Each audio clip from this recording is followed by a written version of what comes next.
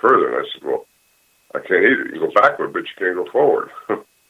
So I mentioned that to a scientist friend of ours sometime after that, and he said, oh, well, we can't go by your feelings.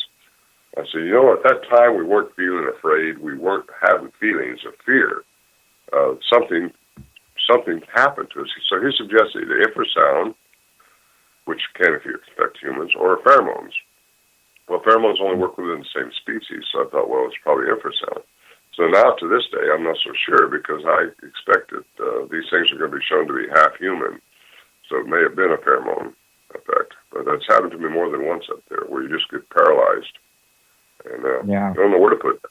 It's just strange things goes on around these things. And when I say they're different ones, if you believe in UFOs, which I suppose your listeners do, or they wouldn't be listening to this station, and you believe there's different types of aliens that have visited the Earth and do visit the Earth, I think a lot of them, according to ancient texts, according to Greek mythology, Hebrew mythology, all that, they have messed around with the DNA of animals and primates. And these things could be a remnant of that. Some of them could be. And if they've crossbred with indigenous people, which I believe that's the native lore, they have done that. That would make some of them more human-like than others. And I don't know. We're all still researching. I got a lot more to learn, I'm sure. But I've been around the world chasing this phenomenon, and it's just been an exciting adventure for me, really. Yeah, you've been to Peru looking for I think that with the Nazca lines and the mummies down there, and then you've also been to Tibet, haven't you? Looking for the Yeti. Yeah, I've been to Nepal and went across Nepal. And yeah, the elongated skulls is what we was examining down in Peru, Paracas actually, and went up into Cusco too and seen the megalithic structures all over the upper area of Peru. And into Bolivia, where Pumapuku is. I went there to around Lake Titicaca. The elongated skulls were shown to be hybrid. And I was down there at 2 different times with 2 different scientists looking into those. They have a single parietal. Humans have 2 parietal bones with a sagittal suture going down the middle of their skull. And these things don't have it. They just got one. And the Incas, people say, well, they cradle boarded. They wrapped the boards around their kid's head to make them elongate. Well, the Incas did that. But why did they do it? They were trying to mimic, I think, this pre-Inca culture, which had the attribute to move those megalithic structures. They thought if they made their head bigger, the Incas thought this, and they just did it on the royalties, just the royal children. And they thought they could maybe do the same thing, but they never didn't get more brain matter. They just got bigger skulls, long right. skulls. Yeah, more of an aesthetic thing. It's interesting that you see that kind of idea that King Tut had a elongated skull, and then also around here, the Chinook tribe down by the Columbia River used to malform children's heads too. So it's very interesting that these phenomena go around the Americas at least, and to each. So. Well, it seems like they're all over the world. It's just these phenomena, megalithic structures and all that. And, yeah, it's amazing. Yeah, it just leads you to believe that whatever is going on in our strange paranormal neck of the woods seems to be going on around the world in different areas as well. These elongated heads or these, cradle boardings because of something that they wanted to mimic potentially, those kinds of things. And of course, these pyramids are all over the earth. So whatever's going on, I think is connected somehow. Are you thinking basically, Ron, that these hominids, these Bigfoot, whatever they are all connected somehow to this phenomena called UFOs and all that kind of thing, paranormal together? Once we find out the answer to one, I think we're probably going to get close to the answer to all of them. I'm head that way because that's where the dots are going. That's where the information is leading me. I do think there's a connection. I just talked to a guy not too long ago who been an avid hunter, hunts about probably 15 miles from where our camp is, and he's seen a UFO. He told me the mountain that was hovering over in the daytime. He watched it for probably 30 minutes, he said. And he also seen a Bigfoot. So he's he's had quite a few encounters with Bigfoot, and he didn't even want to really get into it too deep with me until he trusted me, because he's a professional person. He was hunting with an attorney friend of his, and they're both interesting people. And anyway, there's I think a connection there, and I'm not sure.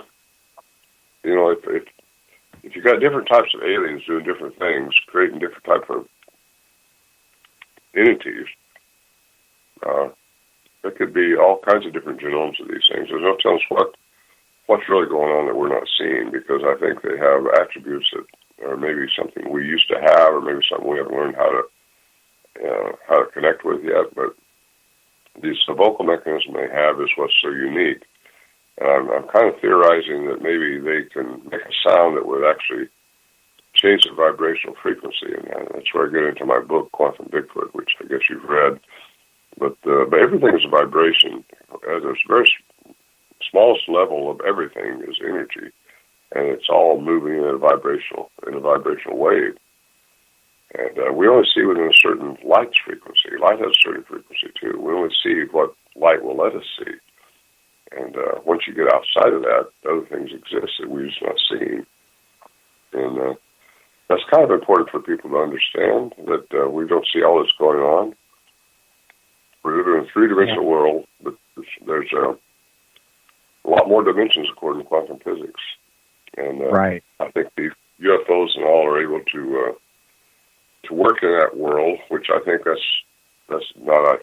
is how everything works in the universe, is through quantum physics. It's not classical science as we are taught to believe here.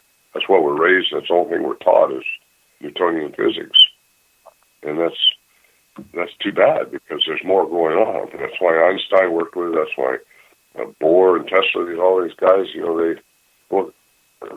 Tesla said, when one man calls God, the other man calls quantum physics. So yeah. I tend to think spirituality and quantum physics are on the same plane. They're synonymous. And so that kind of helps.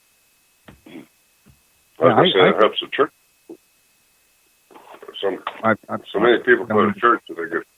Well, I'm stepping on you there. Actually, you're the one should be talking most, because my throat's not doing too well. Well, yeah, I just wanted to add the fact that, although Newtonian science is an important part, people don't realize that Newton himself was an alchemist, and he believed in quantum physics type things.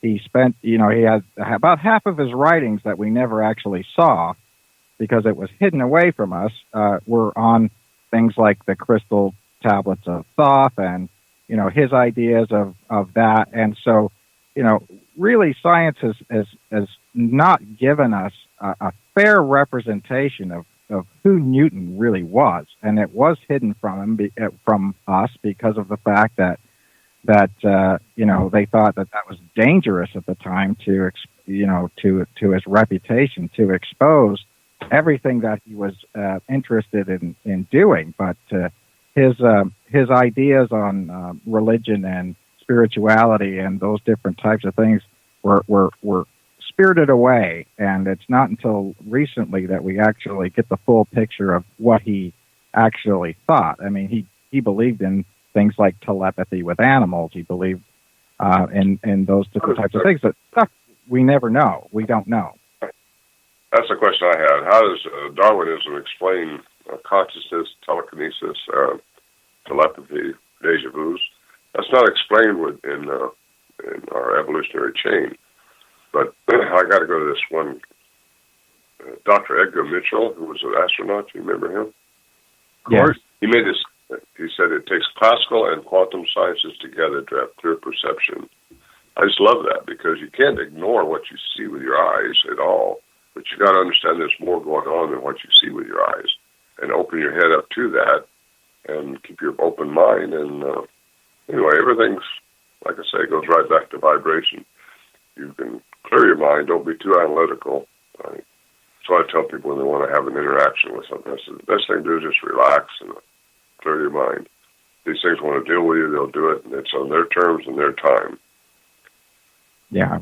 It is. People don't really realize that, quantum physics, that due to the string theory, which basically says that, if you resonate one string, the string theory comes from the idea of a guitar string.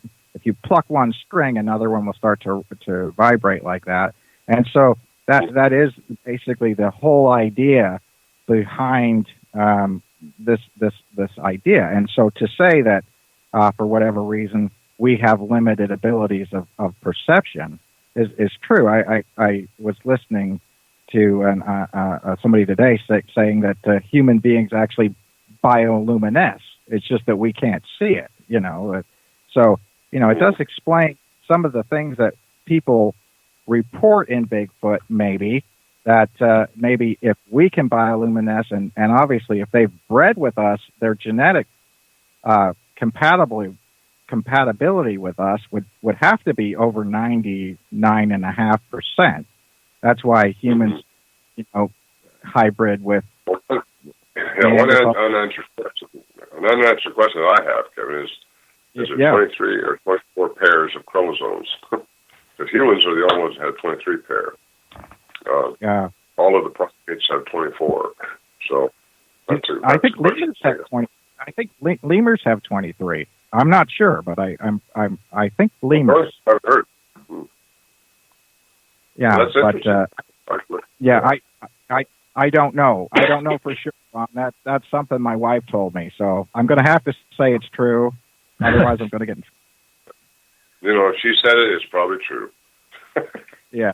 Well, she's pretty smart about that kind of stuff. But the interesting thing about it is, Ron, that how have you been now going from a guy who said this is definitely, and I'm sure you think that when you and your daughter, now you got me going.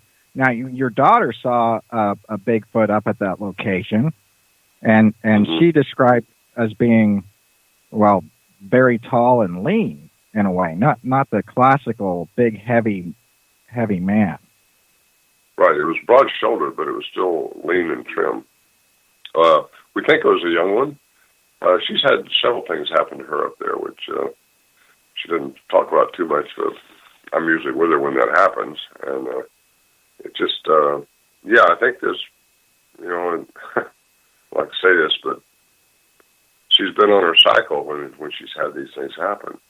And that's kind of something. There's a young one up there we know, because in the 70s we got this little 9-inch track alongside this 18-inch track we've seen in the snow. We recorded little voices, a little voice going on. And so we know there was a little one up there. And that little one, when 1995, I think it was when she saw this one, very clear, good visual, he would have been 20 years old, or maybe a little older than that, yeah.